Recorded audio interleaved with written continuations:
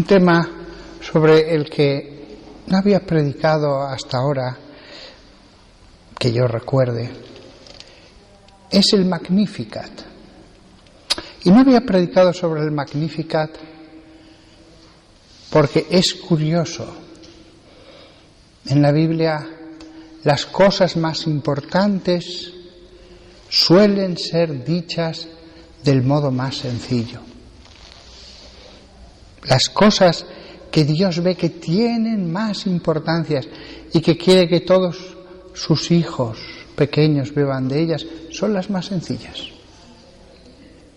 El Evangelio es mucho más sencillo que tantísimos pasajes del profeta Ezequiel. El Evangelio es muchísimo más sencillo que ciertas complejidades de los libros sapienciales o incluso del Apocalipsis.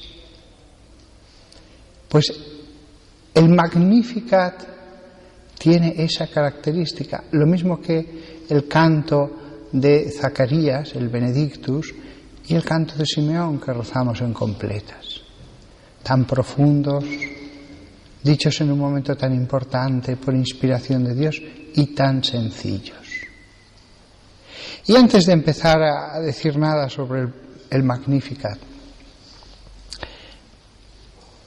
hay dos formas de enfocar el Magnificat en la oración. Uno de ellos, cuando uno está en el coro de un monasterio recitándolo, es dejar la mente, digámoslo así, en silencio, que no hablen las potencias del entendimiento, recitar las palabras y ver qué suscita en nosotros el canto. Cuando se habla de los enemigos, ¿cuáles son mis enemigos? Cuando se habla de lo que Dios ha hecho por mí, dice la Virgen, ¿qué ha hecho Dios por mí? Sin darle muchas vueltas, enseguida surgirá algo, enseguida surgirá una interpretación sencilla a las palabras de María. La otra forma de leer el Magnificat es ver qué podía pensar la Virgen María, a qué se refería cuando ella dijo estas palabras. La Virgen María en ese momento se sintió llena del Espíritu de Dios y se puso a hacer ese canto por acción del Espíritu Santo. Solo tenemos las palabras, pero el tono evidentemente es de exultación, y de exultación llena del Espíritu, como tantos personajes que a lo largo de la Biblia se dice que fueron llenos del Espíritu y dijeron algo. Esa experiencia, como predicador, yo la he tenido.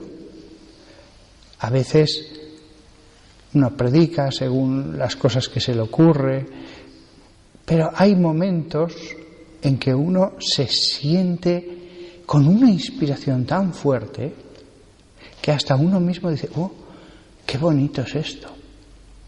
Es verdad que uno está hablando, pero hay algunos momentos sueltos, pocos, en los que uno siente eso que llamamos inspiración y que uno mismo es oyente. Lo oye y dice, qué bonito, no se me había ocurrido nada de todo esto. La Virgen María así estaba en su interior cuando dijo el Magnificat. La primera palabra es en latín Magnificat.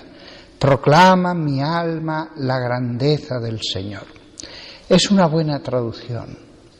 La palabra griega se traduciría exactamente al latín como magnificare, elogiar la grandeza de, ensalzar la grandeza de, lo que sea.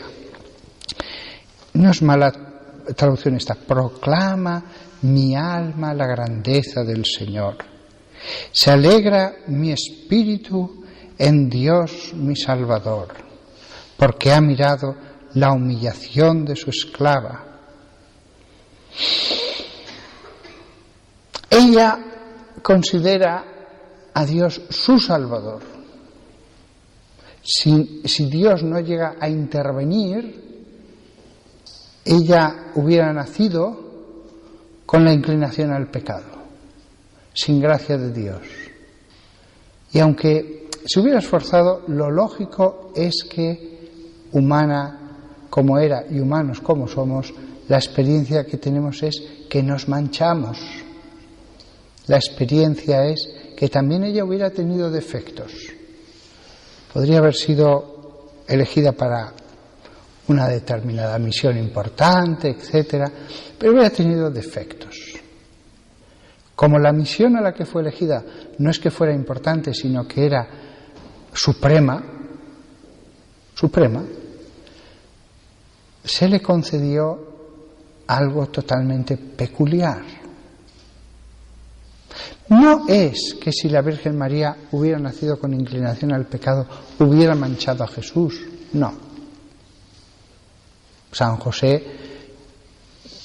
probablemente nació con pecado original y tendría sus defectos y no por eso manchó a Jesús. El mero hecho de engendrarle en su seno no mancha el alma. Pero Dios consideró que era más adecuado que la limpieza del alma de María fuera una limpieza perfecta, una limpieza verdaderamente única, porque la misión era única. Quiso que Jesús estuviera rodeado de esa pureza.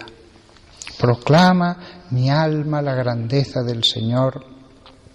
Se alegra mi espíritu en Dios mi Salvador, porque ha mirado la humillación de su esclava. Ella se considera esclava. Y ella dice, ha mirado que no soy nada, y sin embargo me ha dado tanto, me ha salvado. La Virgen María ha sido salvada. Ha sido salvada con antelación del pecado en el que ineludiblemente, en mayor o en menor medida, hubiera caído. La Virgen María, la palabra que ella quiso que quedara para, ella no, Dios, para todos los que rezáramos al final del día, en todos los siglos, era que proclamáramos la grandeza del Señor. Muchas veces estamos atentos a muchos asuntos, pero esto es más que suficiente, proclamar la grandeza del Señor. Que nuestra alma esté llena de esa proclamación. Dice la Virgen, desde ahora me felicitarán todas las generaciones, porque el Poderoso ha hecho obras grandes por mí. Ella reconocía que había llegado el momento, reconocía que estaba en el centro de la historia, reconocía que todos la iban a felicitar. Sin ningún mérito, pensaría ella, yo no tengo ningún mérito, me ha tocado estar aquí, me he dejado llevar. Pero ella lo sabía lo que eso suponía. Ella había visto toda la historia de Israel en su oración, leyendo la palabra de Dios, escuchándola en la sinagoga, los rollos no estaban en casa. Los rollos estaban en la sinagoga y solamente gente muy rica podía tenerlos, pero ella la había escuchado siempre y veía que toda la historia de Israel era preparación para ese momento. Por eso dice, desde ahora me felicitarán todas las generaciones, porque el poderoso ha hecho obras grandes por mí. No conocemos realmente lo que hizo Dios en el alma de María. ¿Cuál fue la historia mística? Las batallas también que ella libró. Pero lo que construyó Dios en su alma no lo sabemos. Solamente lo conoceremos en el más allá. Pero la Virgen ha dejado esta frase, porque el poderoso ha hecho obras grandes por mí. Porque Dios quiso que dijera esto para que lo pensáramos. La Virgen María está oculta, como el arca estaba oculta detrás del velo. El interior de María nos ha sido ocultado. Conocemos la vida de tantos santos. No siempre todo, pero la vida de tantos santos. Pero de María no. ¿Por qué? Realmente la Virgen María hubiera requerido un libro de 1500 páginas como la Biblia para explicar solo a María. Y Dios, en su sabiduría, dijo, no. Que los hombres, si los hombres ni siquiera leen el Evangelio, la mayoría, que los hombres tengan lo esencial, porque son como los niños pequeños.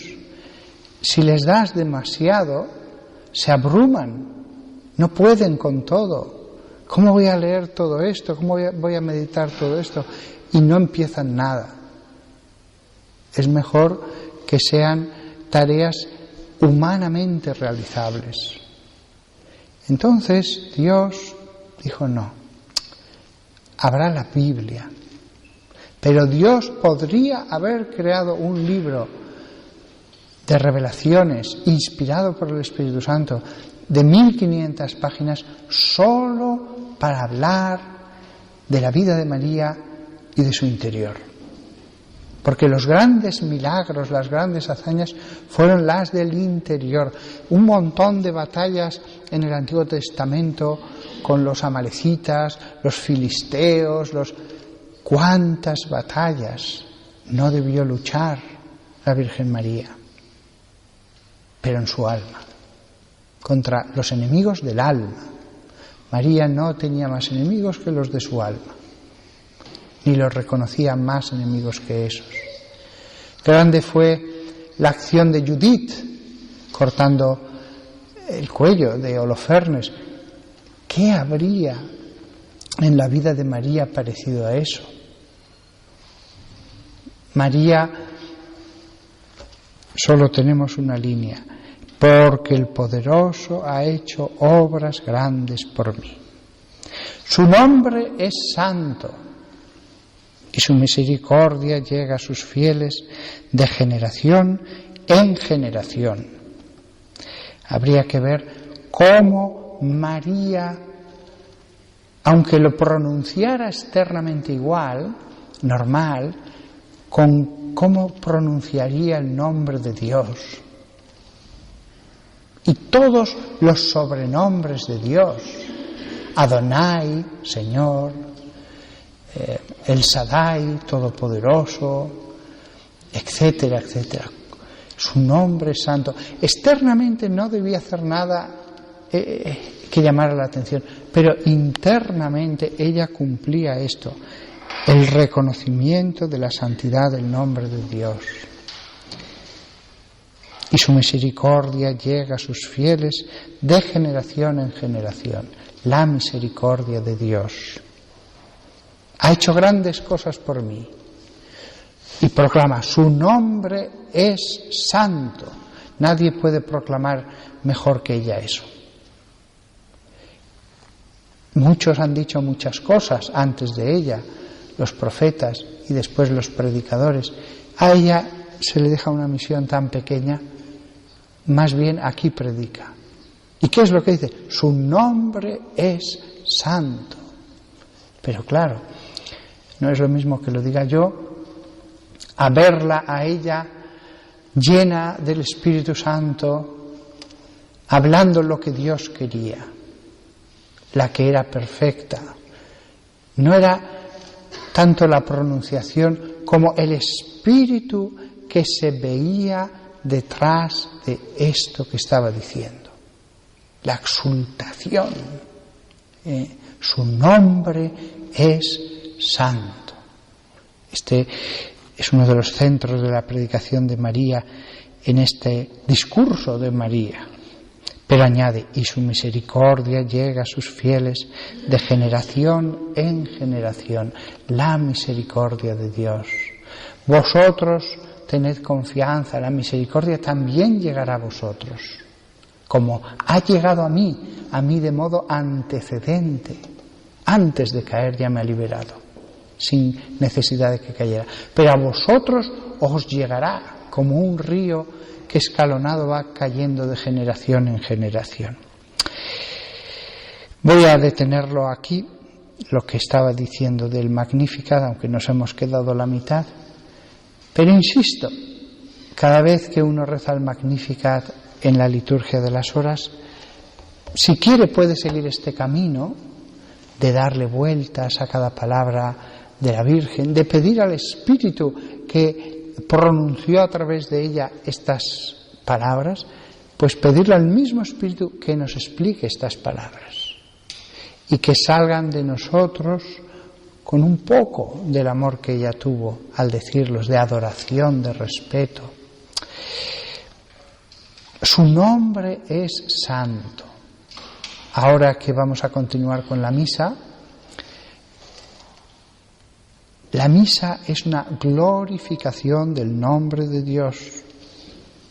La misa es adoración del nombre de Dios, ya que no le vemos, no podemos tocarle porque es espíritu, no, al menos adorar el nombre de Dios. Por eso siempre hay que apagar los móviles antes de entrar a la iglesia. Siempre. Por eso siempre que uno entra en la iglesia, tiene que entrar en espíritu de adoración. Y coge un poco de agua bendita para pedir al Señor que le ayude. Y hace la genuflexión como signo de respeto. Después no se sienta uno como si estuviera en un salón. Yo llego a cualquier salón y me siento, no, me arrodillo para saludar a Jesús. Después ya me siento. Si uno entra con espíritu de adoración, sigue el espíritu de adoración. Si uno no entra con espíritu de adoración, la misa no se recuperará en esa alma, no se levantará. Estará diciendo, bueno, a ver si acaba este hombre, a ver si acaba. ¿No se podría hacer más breve la misa? El espíritu de adoración, el espíritu de decir, ya no hay tiempo, ya solo mi alma, Dios. Y tengo la suerte ahora de adorarle todos juntos en una sinfonía perfecta. Cualquier cosa que destruya la adoración perfecta a Dios, como este Magnificat, hay que quitarla.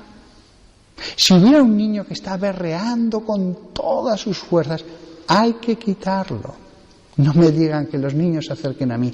No, hay que quitarlo.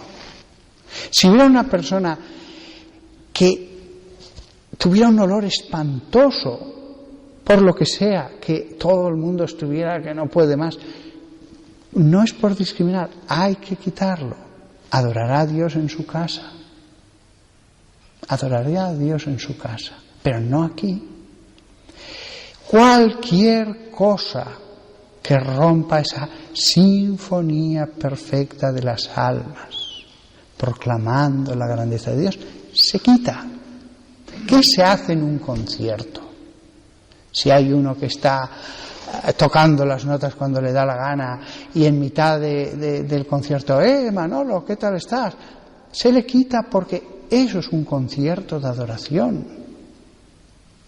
Otra cosa es una fiesta en mitad de la calle, otra cosa. Pero la sinfonía perfecta de las almas, proclamando la grandeza de Dios, tiene que ser perfecta. No se puede dejar el móvil con los tweets, con los mensajitos, o hablando con el vecino, no, proclama mi alma la grandeza del Señor. Y eso requiere la concentración total de la persona en la adoración. Su nombre es santo. Su nombre es santo. No estamos ante alguien cualquiera. Los cristianos están muchos enfermos en su alma. Están enfermos porque adoran a Dios de un modo que escandalizaría a veces a los judíos y a los musulmanes. Tendrán otros defectos cada uno de los que están allí, pero se lavan, se quitan los zapatos porque van a entrar en un lugar sagrado. ¿Por qué? Porque es un lugar de adoración a Dios. Sería inconcebible que cuando ellos están postrados con todo su cuerpo en el suelo, los musulmanes, sonara un móvil. ¿Qué significa las cosas que vemos los sacerdotes en los sacramentos, sean bautizos, sean bodas, sea la misa? La enfermedad del alma. La enfermedad del alma de muchos cristianos. Eso sí, poco durará ya esta situación. Porque cuando una enfermedad es grave, no se prolonga mucho tiempo. Acaba produciéndose un episodio final. Y ese episodio final sucederá, indudablemente. Las almas enfermas, al final, quieren una religión más humana, más comprensiva. Y entonces llega un momento en que hay que decir, muy bien, que se marchen. Los que queden adorando respirarán mejor. Se habrá aclarado la atmósfera. Y el que se quedará a adorar, a cumplir los mandamientos, a servir al Señor. Es una aplicación del Magnificat a nuestra época. Pero las palabras que he dicho, proclama mi alma la grandeza del Señor. Debemos cumplir algo, eso. Eso requiere espíritu de adoración. Espíritu de adoración. Padre, es que se me hace muy larga la misa. Hijo mío, si fueras musulmán, rezarías 5 veces al día. 5 veces al día. Y postrándote en el suelo. Con que no me digas, es que tengo cosas que hacer. Nada tienes mejor que hacer que la adoración. Que centrar tus 5 sentidos y las potencias internas del alma en Dios. Solo en Dios. Solo en Dios. Sigamos la misa tratando de cumplir lo que la Virgen María nos ha enseñado. Proclama mi alma la grandeza del Señor. Y la otra cosa, su nombre es santo.